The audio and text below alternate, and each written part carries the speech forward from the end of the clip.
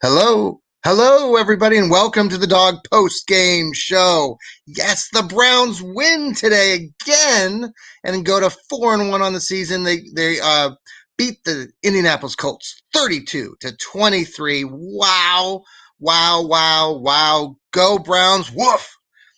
Very exciting stuff. Got a lot to talk about. I know you're excited if you're a Browns fan right now, as I am. First time since 1994 that the Browns have been 4-1. Yes, Bill Belichick was the coach back then of the Brownies, and we haven't seen this ever.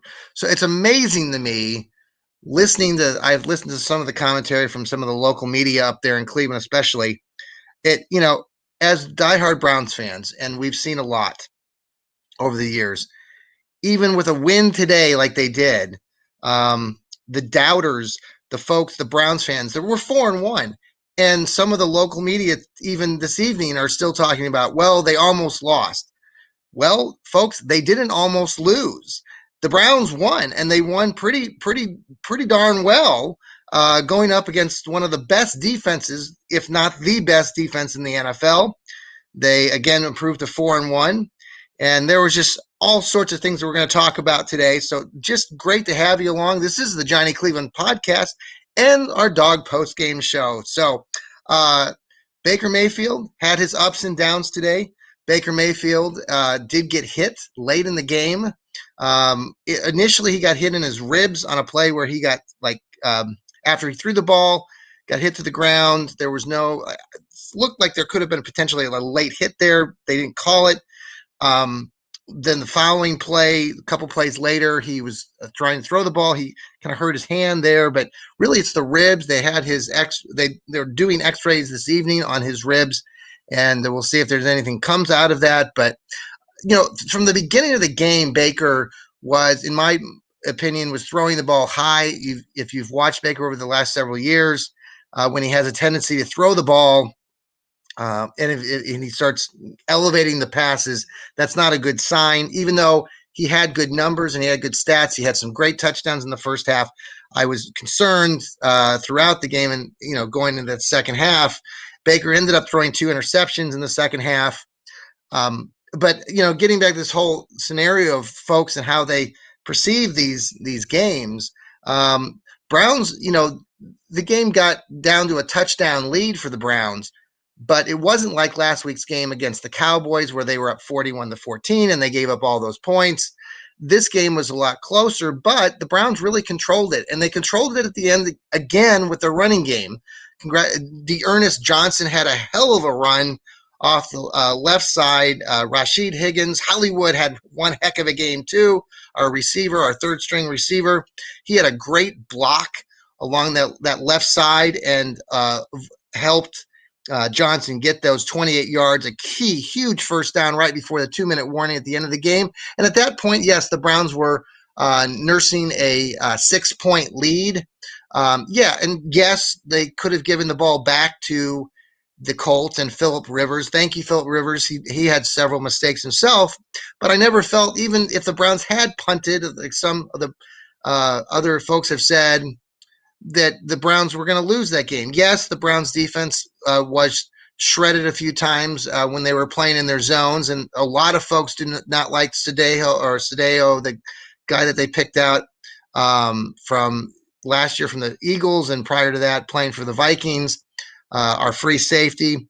I'm still not, I'm not going to throw the book at him right now. He made some mistakes, but he's also helped in positions and he forced a fumble last week against again I should know hold on the Cowboys running back.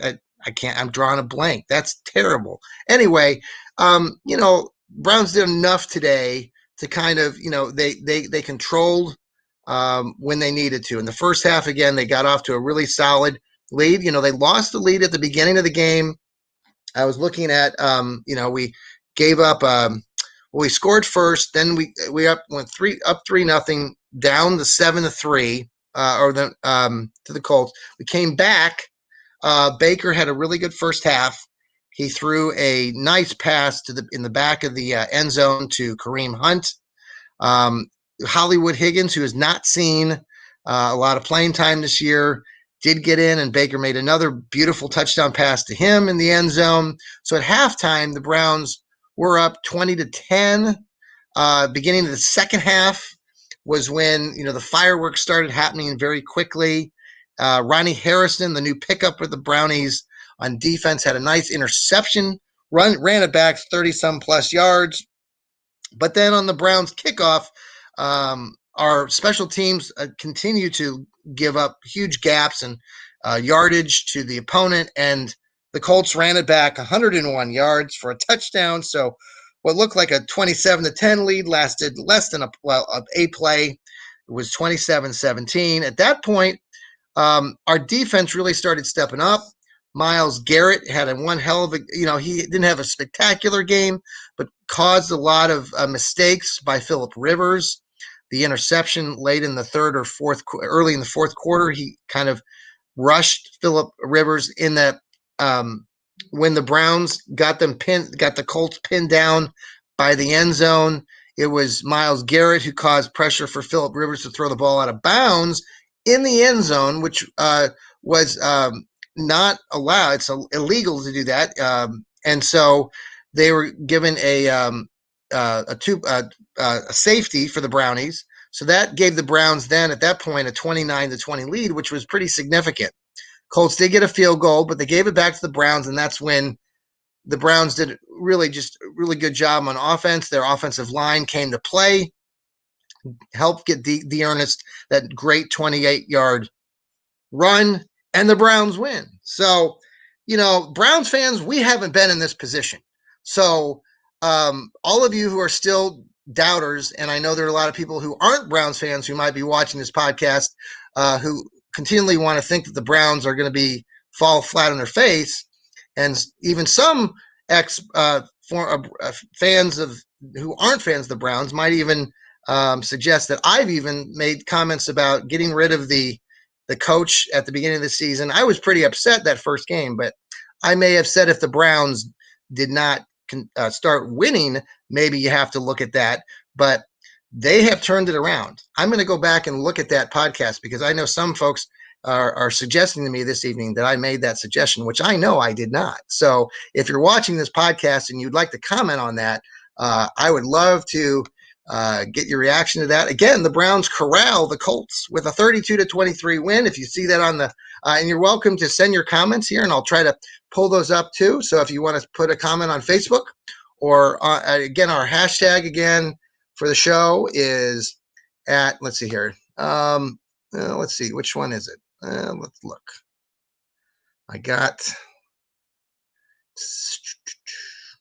Here we go. So if you want to find us on Facebook or Twitter, it's the J Cleveland Pod. And if you want to email the show and you want to argue the point about my take on the Browns head coach at the beginning of the season, for example, and I know they look lousy that first game, but right now they're on all they're really firing on all cylinders. Stefanski is just doing the things that he needs to do. Every time I've watched these games the last few weeks, it just, you just watch it and you can just sense how the Browns are just in much more control. Their coaches are doing a much better job of helping those players, and the players are buying into the system. And when you have that going, you're going to start winning games. All those folks that said, well, the Browns didn't win any games against anybody. Well, even when they beat the Cowboys last week, well, the Cowboys were under 500. Okay, fine. You can say all you want about that. But here's the other deal. The Browns now have scored 30-plus points in 4 straight games. 30-plus points. That's a lot, folks. And they did it against the best defense in the league. So a lot of you folks out there who are bitter about doing or having anything go right for Cleveland fans, you better sit down and listen and pay attention, because the Browns are coming for you. And they're coming for the Steelers next week. So all you Steeler fans out there, yeah, you're 5-0, but you're going to be 5-1 after next week. Okay? So you better start preparing for that. It's going to be a dogfight all the way to the end of the season. And I'm looking forward to seeing what the Browns do next week. Like I said, they've put up 30-plus points the last 4 games. You Steelers fans, you're 5-0. You think you're all that. Big Ben is going to have one terrible game against Myles Garrett. So I'm excited to see what all that comes out to be. Myles Garrett got a 6th sack today, and he's having a heck of a season. Now I'm a little nervous about Baker having his ribs kind of hurt up, but we got Case Keenum back there, and again, we did all this without Nick Chubb today. Nick Chubb's not going to be back for a while, so every time we can get a win like this is icing on the cake. So congratulations to the Browns, congratulations to Coach Stefanski, congratulations to the players. They had 12,000 fans there in attendance, which was nice to see more fans. I was talking to some fans. I watched the game at a local sports pub, but I want to give out a shout out to the Cornerstone Sports Pub there in Gahanna. They have a Browns backers group that meets there. Now, a lot of you know that I was the president at one point of the local Browns backers club in Wichita, the Oz chapter. I think they met today at the Hurricane Sports Bar down there in Wichita. But I want to give a shout out to Cornerstone. Actually got myself a Cornerstone Pub t-shirts today from their Browns backers group. Their president there, his name's Mark. So if any of you watch the podcast and you want to check out a Browns game, if you don't want to watch it from the confines of your home and want to check it out, come over to Gahanna to the Cornerstone Pub and watch it. Watch a bunch of excited Browns fans, and you can buy a t-shirt too. So that was a lot of fun this afternoon. And, it's so much more entertaining and exciting when the Browns win. And that's what they're doing right now. Can't wait to play the Steelers next week. Can't wait. All right. So just kind of a breakdown again. Today, Baker had 2 interceptions, but he threw for 247 yards. He had 2 touchdowns as well, the one against to Higgins and the other one against Kareem Hunt. Baker was 21 for 37 total. Kareem Hunt had 20 carries for 72 yards. D'Ernest had the 8 carries for 32 yards, but 28 of those yards was on that last run that he had. Jarvis Landry had a very interesting game. He got hit on a play where nice pass play in the first half, but he got hit in the ribs on his hip, and he might have been playing a little gingerly. He dropped 2 passes. Some people that I was listening to earlier were complaining about Baker not having a great second half. Part of that is because Jarvis Landry dropped 2 perfectly thrown balls from Baker in stride that he just simply dropped. That would have been first downs for Browns. So again, that's another example of where, the Browns, just hung on tight. Well, they did, but not really. If it's not, and it's not all on Baker. So all of those folks out there that want to say that, the Browns are playing these close games, like I said, that's not. Yes, but today's game was, pretty much controlled by the Browns. So Jarvis, again, he had the 4 catches for 88 yards. Could have had it easily over 100 yards if he doesn't drop those passes. Beckham, again, did a few really nice things. I will give the Colts some credit. There was a play I think it was late first half, where Odell Beckham got the sweep toss pass where then he threw the ball to Austin Hooper, but the Colts played really good defense. Austin Hooper caught the ball. It was a gain for about 15 or 20 yards for the Browns, which is fantastic. But if it probably weren't playing the Colts on defense, they probably would have had a touchdown for the Browns. Odell Beckham it was a really nice throw. So Odell had 5 catches for 58 yards. Austin Hooper had 5 catches for about 57 yards. Hollywood Higgins had 3 catches and the very big touchdown pass. I feel happy for Hollywood. He got really screwed around with last year with Freddie Kitchens, who didn't have a clue how to coach. So give Hollywood some time back there and get him acclimated. It'll be a nice addition. Cody Parquet, by the way, the last field goal he kicked hit the upright but went through. He's having a heck of a season. He was 3 for 3 again today for field goals. So, our that's a very important piece to the Browns. Now, we don't give up the 100-yard run back. A lot of you folks who are saying, well, the Browns was a close game. Okay, fine. But if you stop that run, then, the Browns win by 15 or 16. So, you can look at it any game any way you want. But the fact is the Browns, folks, are 4-1. And there are a lot of other teams that are 4-1. But there aren't a lot of teams. So can't wait to beat the Steelers next week. And the Steelers will be 5-1. The Browns will be 5-1 too. Come back and listen to that podcast on Wednesday next week, and my follow-up show on the as we preview that Steeler Browns game. That's going to be a big time game. The Browns have to go play at Pittsburgh, and then they go play at Cincinnati. Then they'll have their bye. I believe that at that point, probably Nick Chubb will be healthy. I think Nick Chubb then will come back. They get to play Houston and Philadelphia, both games at home. And again, the Browns are running the ball well. And they ran the ball well against the Colts. No, they didn't run all over the Colts like they did the Cowboys last week for 318 yards rushing. But they're doing enough. And you rely on the other parts of your team. Myles Garrett, I talked about this last week in the pregame, that Myles Garrett needed to have it. That was part of him having a good game. He had a good game. Our offense played well. Their defense, the Colts defense, played relatively well, but we outplayed them on offense. That was another key to the game. And then it came down to Baker Mayfield and Phillip Rivers. They had similar games, but Phillip Rivers made too many mistakes. He had those interceptions, and he gave them 2 points with the with the 2-point convert or with the safety. So Browns win, folks. Hey, doesn't it feel good to win? It feels good to me. All right. Just looking at I was looking at some other scores here during the day.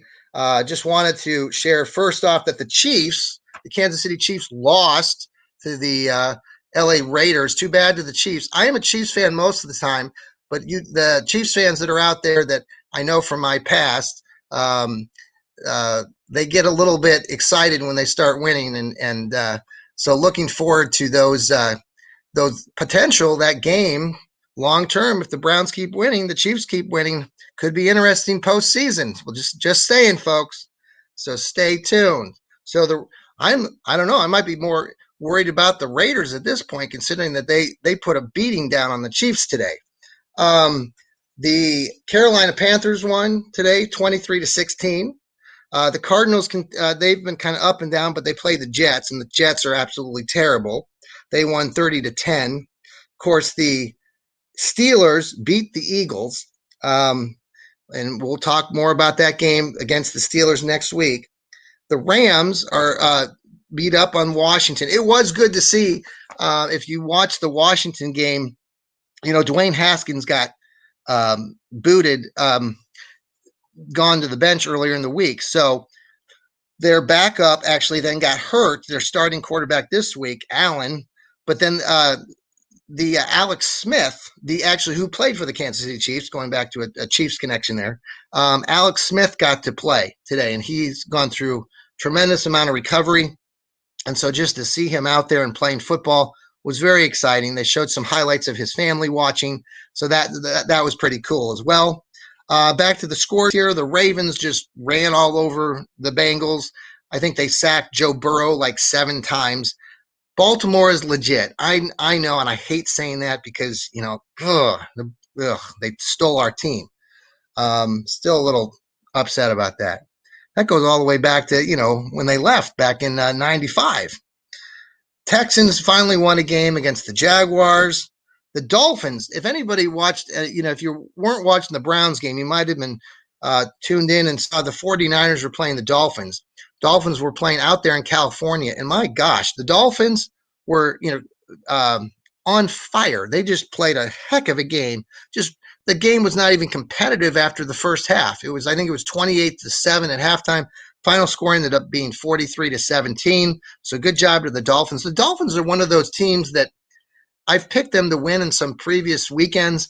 They have a good coach, and I think they're going to continue to win some games that people don't expect. This game was one of those games that I totally did not expect them to win out there in California, but they showed up and they performed. On any given Sunday, folks, any team in the NFL can win games. Browns happen to have won 4 of them this season. So, hey, guess what? The Browns are 4-1. Cowboys had an interesting day. The Cowboys came back and beat the Giants after the New York Giants took a big lead. Dallas was able to work their way back into the game. However, Dak Prescott broke his ankle. I haven't seen the highlight of that, but I heard it's gruesome. So I don't think he'll be coming back this season. It was hard to see. I saw him getting carted off, but the Cowboys did pull it out late. They won 37-34. And let's see what else we got. And the late game tonight on Sunday Night Football, we've got the Minnesota Vikings against the Seattle Seahawks. By the way, my cousin out there in Wichita had her husband Steve is a big time Minnesota Vikings fan. I've never met a Minnesota Vikings fan, so shout out to Steve. He has many things in their home that are Minnesota Vikings. So very excited about that. Also, I want to shout out to Steve because Steve recently if any of you guys go back and when you were kids growing up in the 70s or the 80s, there used to be that electronic football game where they had it was like you turned it on. There was like a hot air that blows on top of the football machine, and you'd have those little players, the little plastic players, and you put them on there, and they move around. And so he's collected all those teams. So he knew that I was a big Cleveland fan. He had saved those teams from Cleveland and like Pittsburgh, and so he sent those to me. So we have an old one of those electronic football games, and so I'm excited to put them on there and see them move around. Take you back to your childhood. So thank you, Steve, if you're watching the show. That's it on the rest of the games. Boy, the Browns. What else can you say? I'm just so excited. Victory Monday. The week just smells better, right? It just feels better after the Browns win another game. And, folks, we haven't seen this in so many years. It is just refreshing.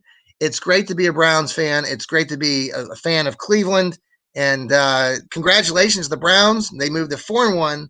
They corral the Colts. And we go from there. Oh, there are a few comments. Oh, boy, let's see what these comments are. Oh, boy, we've got some folks chiming in here. Oh, let's see here. What does it say? Yep, I'm going to put this on here. This is Michael. Thank you for writing into the show, Michael Morgan. Michael Morgan, boy, I know who that person is. Michael is a friend and a family member to the show. Thanks, Michael, for tuning in. His comment, they're winning these close, or I think that he meant close, but I think close, right? Games, and that's the difference this year. And then he followed up by saying, when does that ever happen? Yes. When does that ever happen? It has not happened in a long time, but you just watching these games this year, even when they've been in those positions where the games have been kind of close, and every week we start watching these things, I just sense like the players and the coaches are not, alarmed. They're not panicking, and that feeds throughout the team. And I really see that as being the real difference. And it's a big reason. So thanks, Michael, that you're right on point there. So send more comments in the next episode, and send out all this podcast and our post-game show to all those that are watching. Tell them to tune in next time, especially next week, all you silly Steeler fans who think that you have the greatest team in the world. You don't, and you're going to lose next week. So look forward to talking more about that as we get closer to that game next week. So until then, folks, I hope you have a great evening.